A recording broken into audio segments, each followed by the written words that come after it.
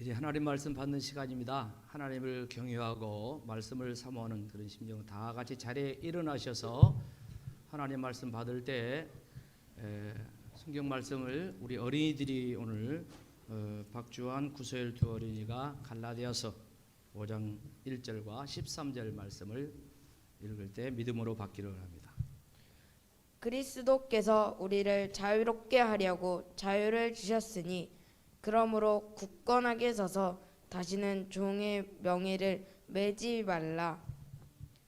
형제들아, 너희가 자유를 위하여 부르심을 입었으나 그러나 그 자유로 육체의 기회를 삼지 말고 오직 사랑으로 서로 종노릇하라. 아멘. 다시 한번 옆 사람과 인사합시다. 잘 되고 있습니다. 하나님께서 일하십니다. 기도하면 더 잘 됩니다. 나라를 사랑합시다. 한 번 더 합시다. 우리나라를 위해서 기도하십시다. 아멘. 오늘 이 예배에 나오신 여러분들에게 오늘 설교되면 참 자유거든요. 하나님께 주신 참 자유의 은혜가 더욱 차고 넘치기를 주의 이름으로 축복합니다. 세월이 유수라고 하는데 벌써 2월 말주일, 오늘 공동체 주일 예배를 이렇게 드립니다. 내일 모레면 이제 3월 달이 시작이 되는데 매월 특징이 있지만 3월 달이 시작되면서 우리는 항상 3.1절에 대한 그런 생각을 하면서 또 나라를 생각하면서 이제 3월을 시작하게 됩니다. 1919년 이제 3월 1일 그날에 조상들의 나라를 위한 기도와 몸부림과 외침, 우리는 좋은 믿음의 유산으로 받고 교회에서도 또 이 나라 모든 만민들이 다 함께하는 공통적인 나라 사랑의 그런 시간들을 우리는 갖게 됩니다. 말씀을 계속하기 전에 먼저 영상을 잠깐 시청하고 말씀. 교과서에서만 보던 3.1운동. 100년 전 그날은 아직도 진행 중입니다.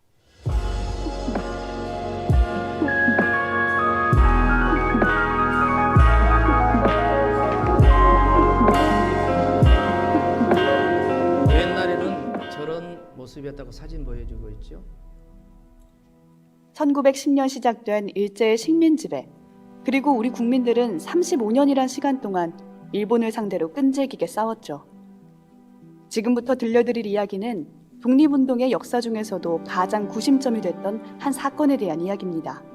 때는 3.1운동이 일어나기 한 달여 전, 일본 동경에서 공부 중이었던 조선 유학생들이 있었습니다. 독립을 갈망하던 이 젊은 학생들은 일본 땅에서 계획을 세웁니다. 바로 2월 8일에 독립선언 거사를 치르겠다는 계획이었죠. 그들은 천조각 위에 쓴 글을 모자 속에 숨겨 국내로 들여왔고 이곳 서울 종로구의 중앙학부를 찾아갔습니다.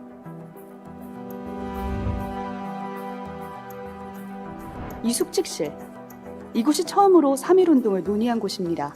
어린 학생들이 조국 학교의 교사와 교장에게 전달한 이 글이 28 독립선언의 초안이자 3.1운동의 방아쇠가 될 줄 그때 그들은 알았을까요? 이제 전 세계를 향해 독립선언을 해야 한다는 독립운동가들의 결의가 모아지기 시작합니다. 그렇게 1919년 2월 27일 밤, 서울 종로의 보성사에서 달가닥 인쇄 소리가 들려옵니다.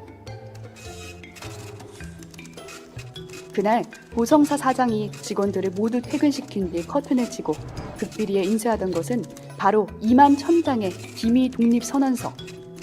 그러나 한창 인쇄를 하던 중 순찰하던 형사의 검문에 걸려버립니다. 입막음을 위해 손병희가 당시 거금이었던 5,000원을 형사에게 줬다고 합니다. 이 5,000원이 없었다면 어떻게 됐을까요? 역사 교과서에 등장하는 민족대표 33인 기미 독립선언에 서명한 이들입니다. 이제 언제 어디서 이 선언을 발표할지만 남았습니다. 고종의 장례식인 3월 3일 어때? 그건 승하하신 황제에 대한 불경이야. 그럼 3월 2일? 그날은 성스러운 주일이잖아. 그럼 3월 1일. 그렇게 3월 1일 탑골공원에서 평화적 만세 시위를 하기로 결정됐습니다. 1919년 3월 1일 수많은 사람들이 속속 공원에 모였습니다. 그런데 당일날 민족 대표 33인은 나타나지 않습니다. 왜일까요? 일본 경찰과의 충돌을 우려한 대표들이 태화관으로 발길을 돌린 겁니다. 민족 대표 중 29명은 이곳에 모여 독립선언을 하고 만세 삼창을 한 뒤 그 자리에서 스스로 일제에 조선 독립선언을 알리고는 체포됐습니다. 그럼 탑골공원에서의 만세운동은 어떻게 시작된 걸까요? 기다려도 나타나지 않는 어른들을 뒤로하고 나선 건 학생들이었습니다. 한 학생이 연단위로 뛰어올라가 독립선언서를 낭독하기 시작합니다. 우리들은 지금 우리 조선이 독립한 나라이고 조선 사람이 자주적인 국민이라는 것을 선언하노라. 그렇게 어린 학생들이 태극기와 선언서를 시위 군중에 나눠주며 만세 소리는 곤물처럼 퍼져나오기 시작합니다.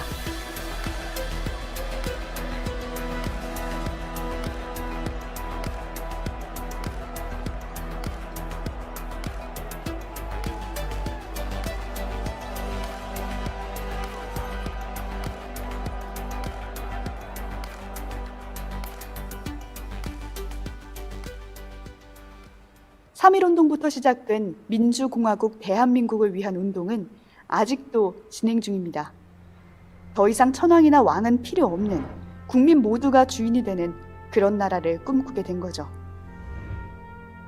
(3.1운동) 이후 1919년 4월 임시정부 임시헌장 제1조는 대한민국은 민주공화제로 함으로 정해졌고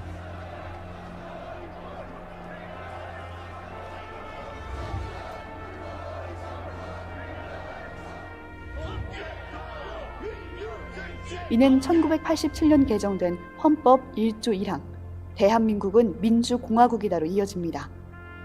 그리고 우린 민주공화국을 지켜가기 위한 새로운 역사의 한 장면을 한 번 더 만들어냈습니다. 이제 우린 또 어떤 역사를 써내려 갈까요?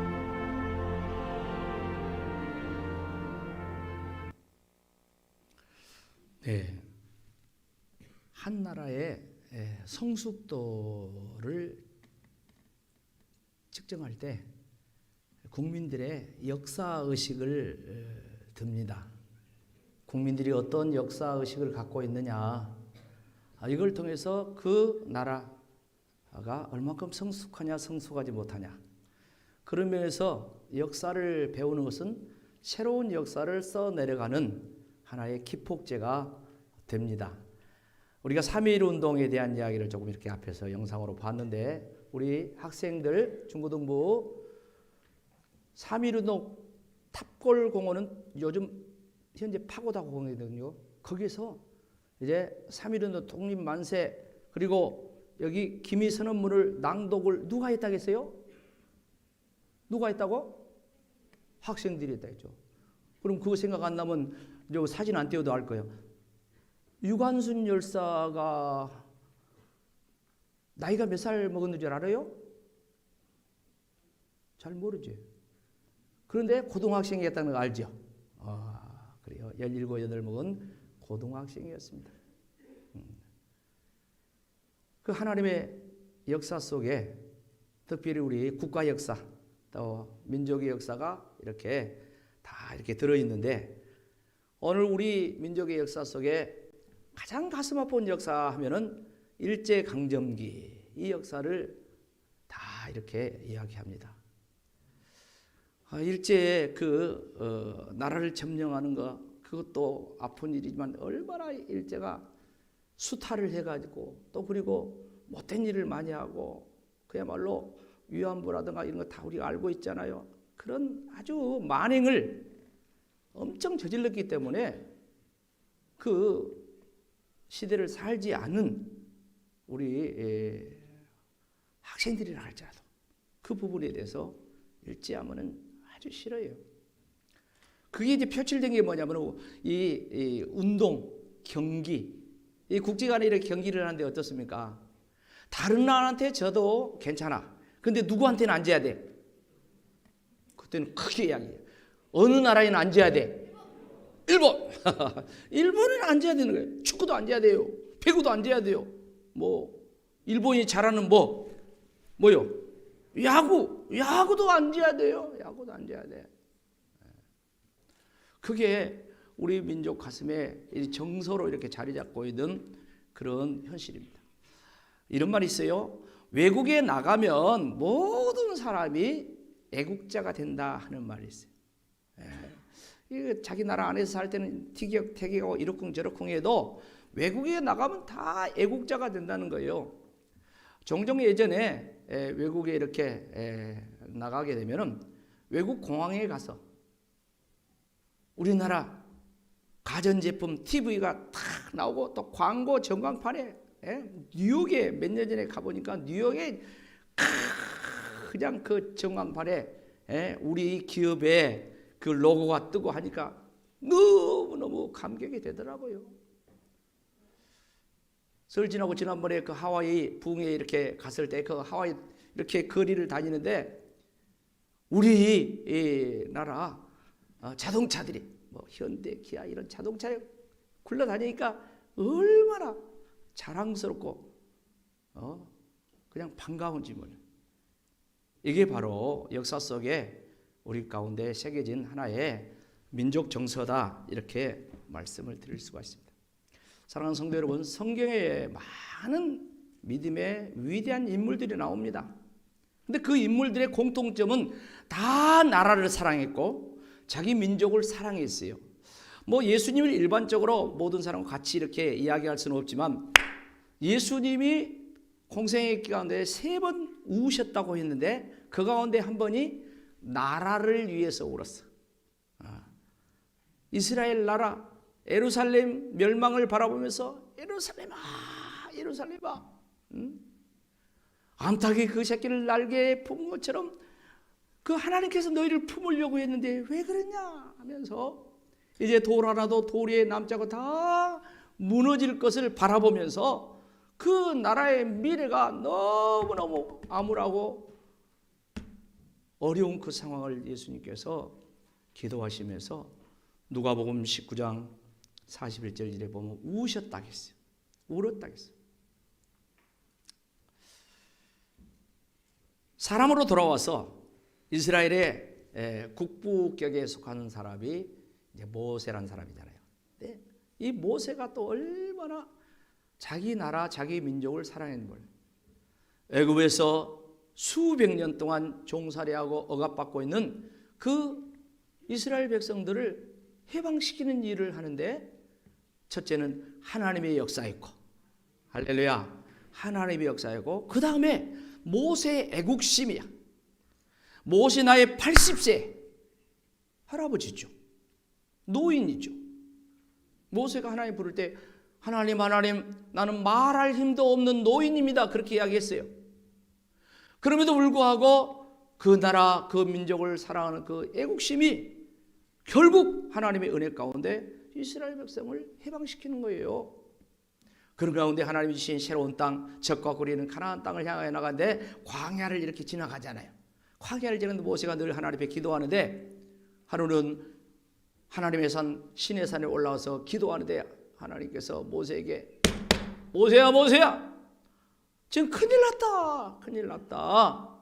저 이스라엘 백성들이 산 밑에서 금송아지를 만들어 가지고 우상을 섬기는데 그 금송아지가 하나님이라고 그 금송아지가 자기 하나님에 대해서 이렇게 자기들을 인도하고 있다고 그런다.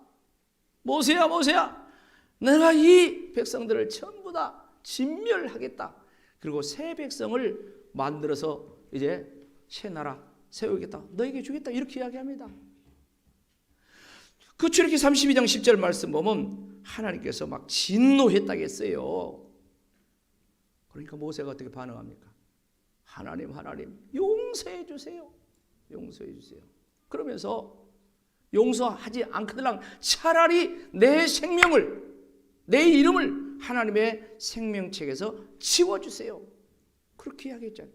출애굽기 32장 32절 같이 읽어봐요. 시작. 그러나 이제 그들을 죄를 사시옵소서. 그렇지 아니하시면 원하건대 주께서 기록하신 책에서 내 이름을 지워버려줘. 모세가 자기 이름 그 구원받은 생명책에서 지워 달라고 하면서 하여간 자기 목숨을 걸고 자기 민족을 위해서 기도할 때 분명히 하나님께서 우상 숭배하고 가장 싫어한 그 죄를 범한 이스라엘 백성을 용서하신 줄로 믿습니다. 할렐루야. 하나님 용서하셨다니까요. 모세의 기도 때문에. 그런가 하면 신약성경으로 넘어와서 보면 많은 사람들이 있지만 신약성경의 절반 이상을 기록한 사도 바울이라는 사람이 나와요. 이 바울이라는 사람이 어쩝니까? 이제 많은 편지를 써서 복음을 전하는데 저 로마에 있는 성도들에게 편지를 써서 복음을 전합니다. 로마는 당시 이스라엘을 아까 우리 일제 강점한 것처럼 그런 이 식민지 삼아 있는 그런 상태예요. 그런데 그 로마에 있는 성도들에게 너희가 신앙생활 잘 해야 된다 하면서 복음 전하고 전도하는데 자기 민족에 대해서 이야기해요. 뭐라고 이야기합니까?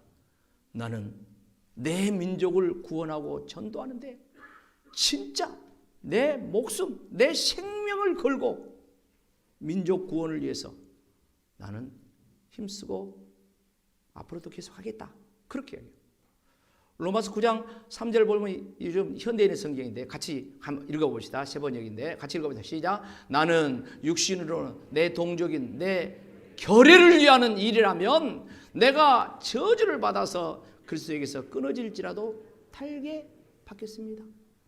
자기 민족, 자기 동족을 위해서 복음을 전하고 그들을 구원하는 동족의 일이라면 내가 저주를 받아서 내가 그리스도에서 끊어질지라도 주님께 끊어지면 지옥 밖에 더 있습니까? 내가 지옥 가는 한이 있다 할지라도 내 동족을 위한 일이라면 나는 달게 받겠습니다. 얼마나 자기 나라, 자기 민족을 사랑하는 그런 모습입니까? 사랑하는 성도 여러분, 다시 말씀드리지만 성경의 위대한 인물들은 한결같이 자기 나라를 위해서, 자기 민족을 위해서 그 나라가 고난당할 때, 그 민족이 어려움 당할 때 그들은 고뇌하면서 기도하면서 살신성인 자기 몸을 바치고 자기 생명을 바쳐서 그 나라, 그 민족을 위해서 헌신하는 그런 사람들. 그런 면에서 지난 100여 년 전에 있었던 3.1운동을 비롯한 독립운동의 역사를 보면 우리 조상들이 그랬어요. 그런데 그 독립운동을 하는데 민족 대표 33인이라 있잖아요. 그런데 그 33인 그 가운데 절반 가까운 16명이 기독교인 줄로 믿습니다. 안 놀래네. 왜 그러냐면 당시의 인구가 1600만 정도 됐어요. 2000만이 안 돼요. 그런데 그 가운데 우리 기독교인들은 개신교 인구가 20만 명이 채 안 돼. 프로테스트로 하면 1% 조금 넘는 거야. 1.3%가 안 돼요. 그러니까 1% 남짓밖에 안 되는 그런 기독교인들인데 아주 소수 종교야. 그런 소수 종교인데 민족의 거사를 위해서 그 가운데 절반에 해당하는 그런 대표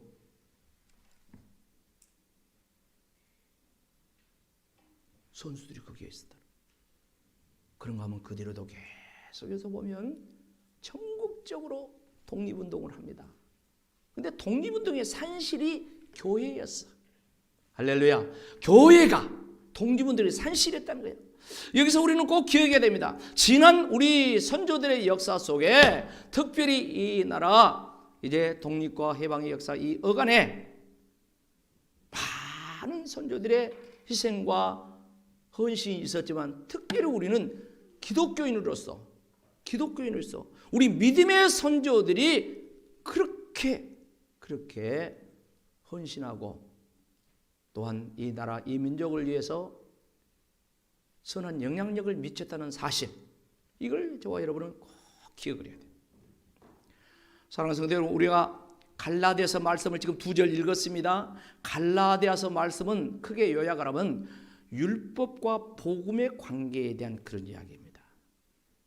그러니까 예수님이 복음인데 예수님 복음이 오기 전에 이 세상에 유대인들을 비롯한 많은 사람들이 율법에 매여가지고 율법의 종로로 타는 그런 사람들이었어요.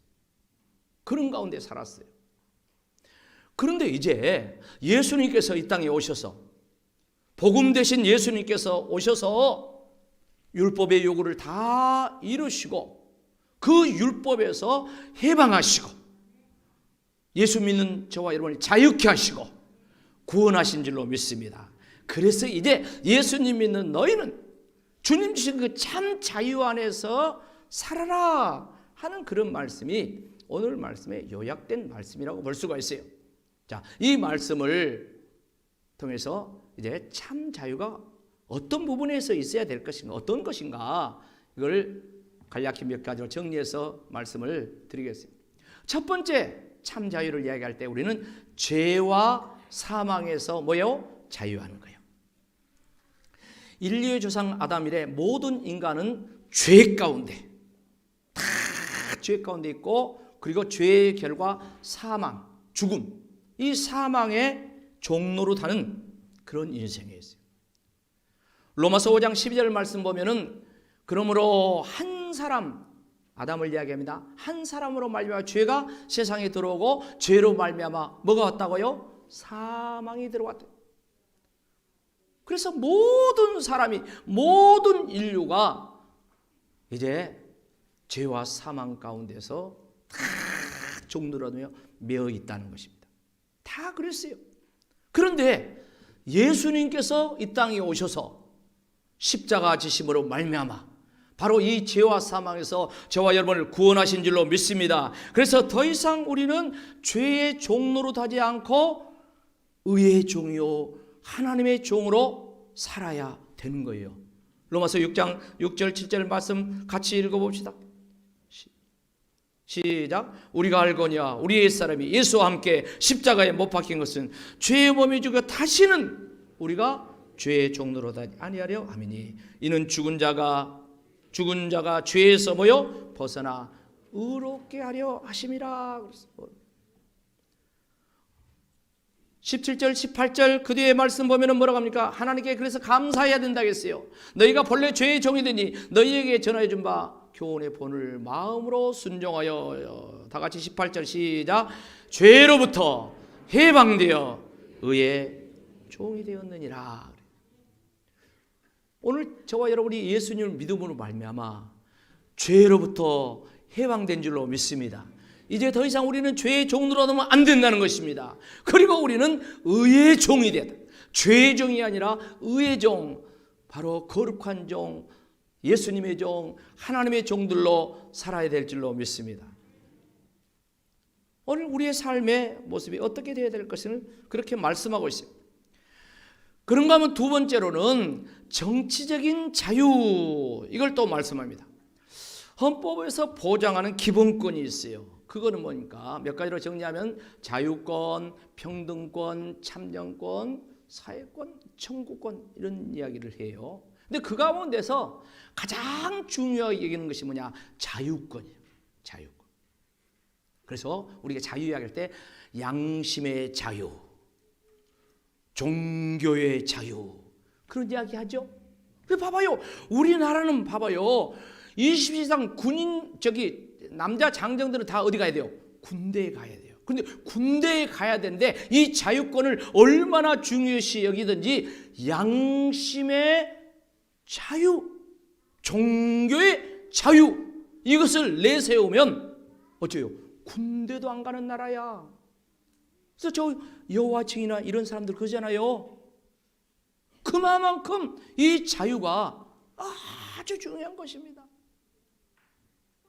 그래서 이 자유, 이게 가장 먼저 국가에, 국민들에게 보장되어야 된다고 그렇게 이야기해요. 특별히 정치적인 자유, 이거는 민주주의 국가에서는 필수적이라는 거예요.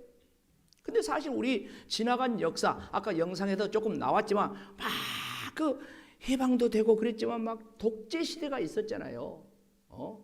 군사 정권이라든가 막 이런 독재 시대. 그리고 자유가 없어가지고 막 자유 쟁취를 위해서 그렇게 했던 그런 지난날에 그런 일들이 있었어요.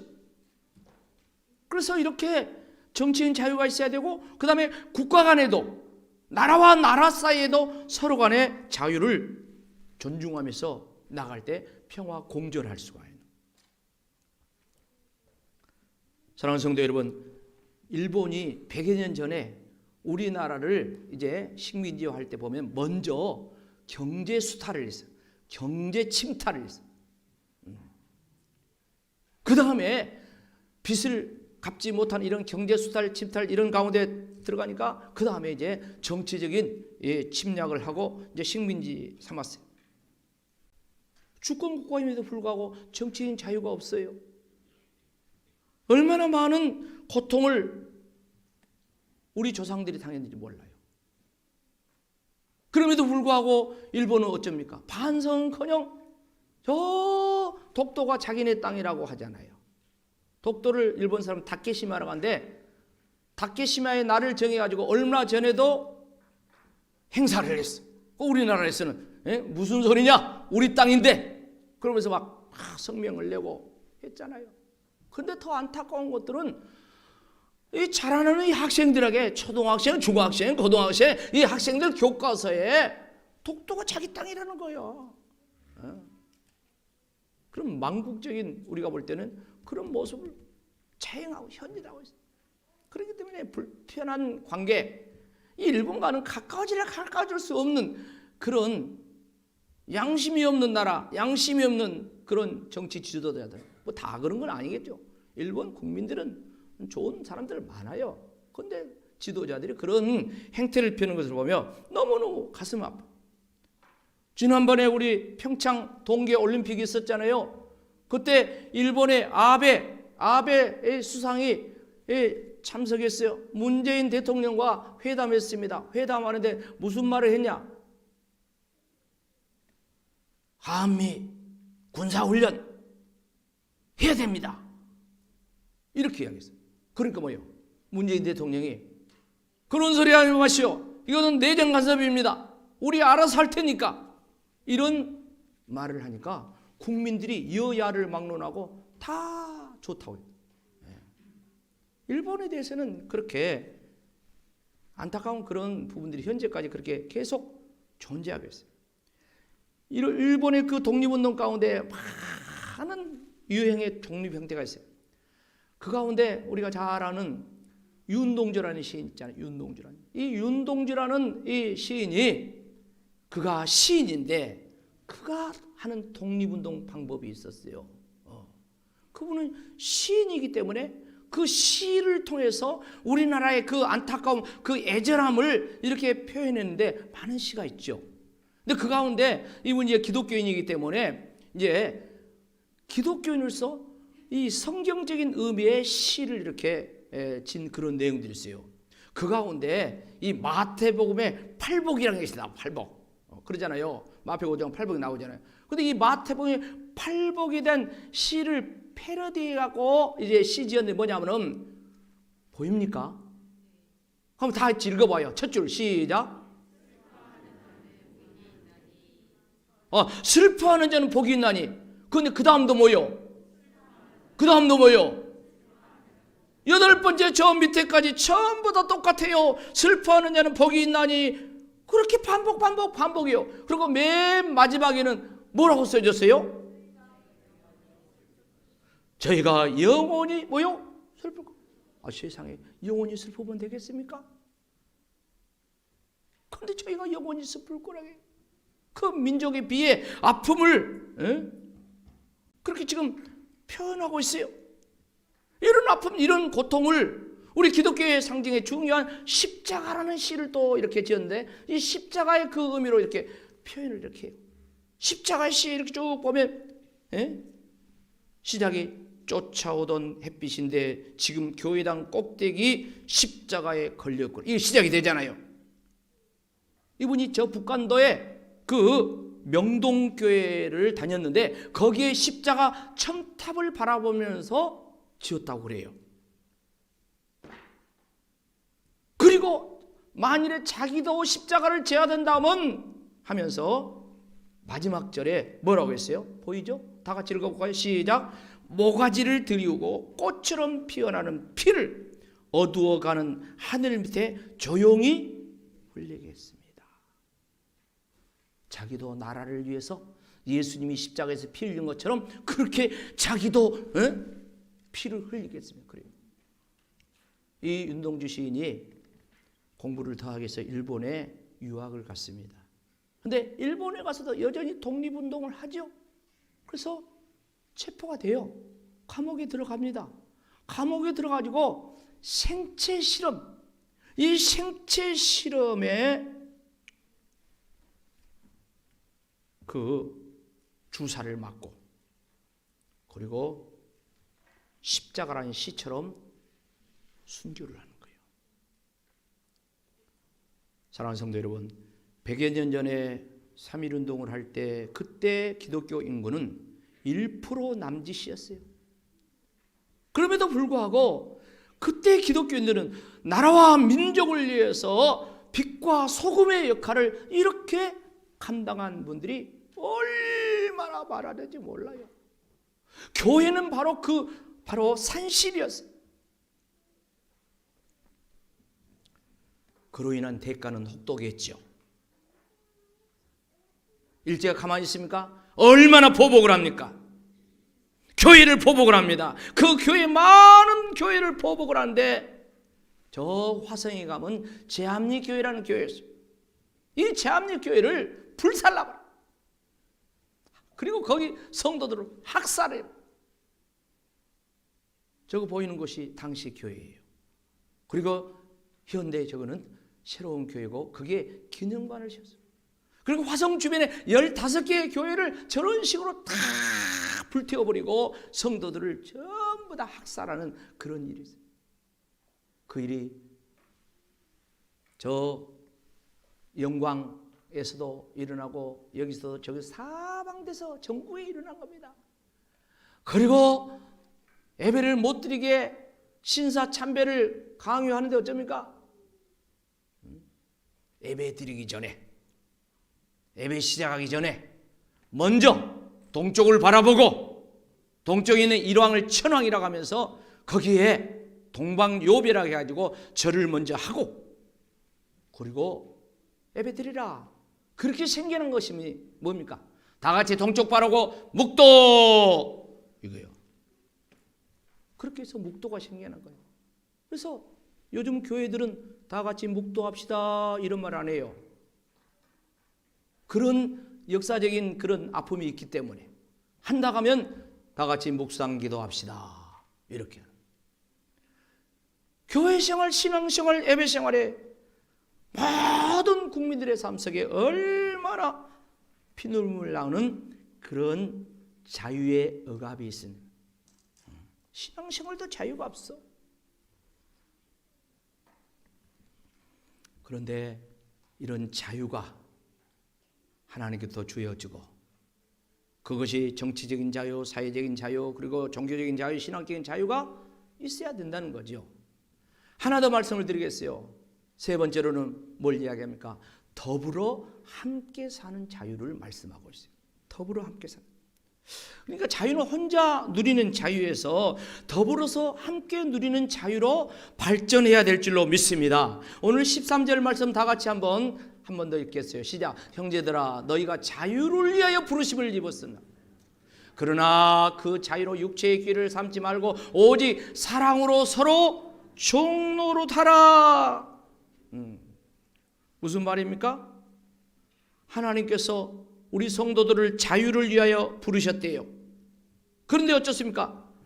하나님이 주신 그 자유를 육체의 기회로 삼지 말고 오직 사랑으로 서로 종노릇하면서 섬기면서 그 자유를 누리라고 이렇게 하겠어요. 그러니까 더불어서 함께 누리는 자유 이렇게 되어야 된다고 그렇게 말씀합니다. 여러분 성경에 보면 예수님께서 말씀한 종의 개념이 있어요. 이 종의 개념은 큰 자가 작은 자를 섬기는 거예요. 힘 있는 자가 힘 없는 자를, 약자를 섬기는 거예요. 돈이 많은 자가 가난한 자를 섬기는 거예요. 많이 배운 자가 못 배운 자를 이제 섬기는 거예요. 그게 성경에서 말하는 종의 개념이에요. 근데 우리 문화에 수정해야 될 그런 삶의 문화가 있습니다. 우리 어렸을 때 우리 아이들이 공부를 안 하면 부모님들이 뭐 했어요? 야 이놈아 공부해라. 공부해서 애비 줄래 애비 줄래. 다 너를 위해서 공부하는 것이다. 이렇게 가르쳤어요. 그런데 기독교 정신은 뭡니까? 공부해서 남 주는 것입니다. 아멘도 안 해. 우리 학생들 막 공부해서 남 주자. 시작. 기회를 한 번 더 줄게. 공부해서 남 주자. 학생들만 시작. 큰 소리로 공부해서 남 주자. 그래. 그러면 어른들 돈 벌어서 남 주자. 시작. 그거 기독교 정신이라니까.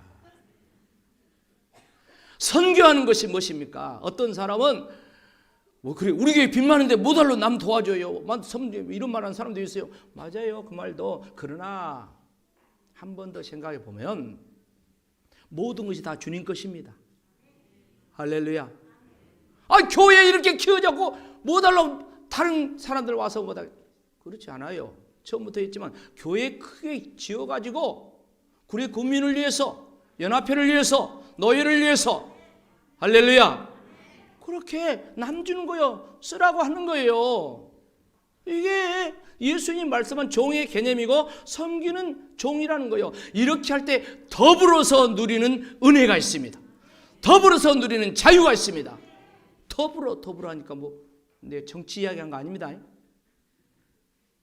더불어서 함께 누리는 자유. 그런 면에서 저와 여러분이 꼭 기억해야 돼요.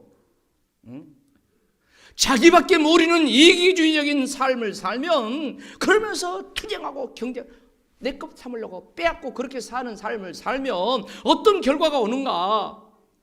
오늘 그 뒤에 말씀이에요. 갈라디아서 5장 14절 15절 그 뒤에 말씀합니다. 다 같이 크게 읽어보시다. 시작. 온 율법은 내 이웃을 사랑하는 내 자신같이 하라 하신 한 말씀에 이루어졌나니 만일 서로 물고 먹으면 피차 뭐한다고요? 멸망한대. 하나님 말씀은 서로 사랑하며 베풀고 섬기고 나누고 이렇게 함께 사는 이걸 말씀하는데 만일에 그렇지 않고 너 잘났다 나 잘났다 서로 따지고 서로 물고 싸우고 투쟁하고 막 그러면은 피차 뭐한다고? 멸망해요. 여러분 왜 우리나라가 일본에 그렇게 나라 뺏기고 망했습니까? 간단해요. 국력이 약했어야. 돈이 부족하고 국력이 약했어요. 근데 더 중요한 것은 뭡니까? 당시의 지도자들이 계속해서 너 잘났다 나 잘났다 네가 옳다 내가 옳다 개화파 수구파 막 싸우는 거야. 싸우는 거야. 국무가 시해가 됐어도 그 시해된데 일본 자기들이 와서 죽이지만 그 역할을 동조하고 방조하고 하는 사람들이 누구요? 우리나라 사람들이요. 우리나라 사람들 역사를 보면 그러니까 서로 이렇게 자기 잘났다고 하다 보면 피차 멸망할까 조심하라. 개인도 그렇고 가정도 그렇습니다. 가정 형제 간에 계속해서 싸워보세요. 재산 싸움 해보세요. 망해. 사회도 마찬가지예요. 국가도 마찬가지예요. 교회도 마찬가지예요. 싸워보세요. 그럼 망한다니까. 제가요 정말 죄송해요. 교회 실명 밝히라니까. 서울서 목회할 때요 저희 교단에 4만 명 교회가 있어. 4만 명. 얼마나 큽니까? 바로 저희 교회 옆에 있었어요. 4만 명 교회가 있었는데요 10년 싸우니까 1000명 난대. 10년 싸우니까 4만 명이 다 흩어져 불고 싸우면 피차 멸망한다고 했습니다. 할렐루야. 우리 대통령과 위정자들을 위해서 늘 기도하고 있는데 맨날 싸우잖아요. 건설적인 싸움을 하면 그래도 좋은데 국민들은 다 알아. 자기 밥그릇을 위해서, 자기 정권 유지를 위해서, 자기 당락을 위해서. 그러나 국민들은 대부분 다 알아요. 네? 그래서 우리가 기도하고 이대로 가면 안 된다, 이대로 가면 망한다 하는 이 경고의 주의 말씀을 들으면서 오늘 더불어서 함께 사는 이 자유가 우리 가운데 있어야 돼. 나도 좋고 너도 좋고 우리 모두가 함께 좋은 그런 자유, 그게 참 자유라는 거예요. 뭐 차별금지법 제정에 대한 그런 말씀만 있잖아요. 그것도 좋아요. 그런데 그 법을 제정하면서 또 다른 역차별이 생겨나면은 돼야 안 돼요? 안 되는 거예요. 다 좋아야 돼. 더불어서 함께 돼야 된다는 것입니다. 사랑하는 성도 여러분, 예수님께서 이 땅에 오신 건 우리를 구원하러 오셨습니다. 다른 말로 하면 우리를 자유하게 오신 줄로 믿습니다. 죄와 사망에서 종노릇하는 저와 여러분을, 우리 인류를 해방시키러, 자유케 하러 오셨다는 거예요. 그리고 그 주님은 원수마귀로부터 자유케 하시며 또한 삶의 자유, 정치적인 자유, 사회적인 자유, 이런 자유를 주님이 우리에게 주시면서 자유를 함께 누리라고 그렇게 주셨어요. 더불어서 함께 누리는 자유. 오늘 이 말씀을 다시 한번 깊이 심령에 새기면서 3.1절을 앞두고 특별히 우리 나라를 위해서 더욱 기도하면서 이 나라의 지도자들이 하나님이 기뻐한 지도자들로 정사를 잘 수행해 나가며 온 국민을 통합하고 이전보다도 더 앞으로가 더 잘 되는 그런 나라가 되기를 주의 이름으로 축복합니다. 아멘.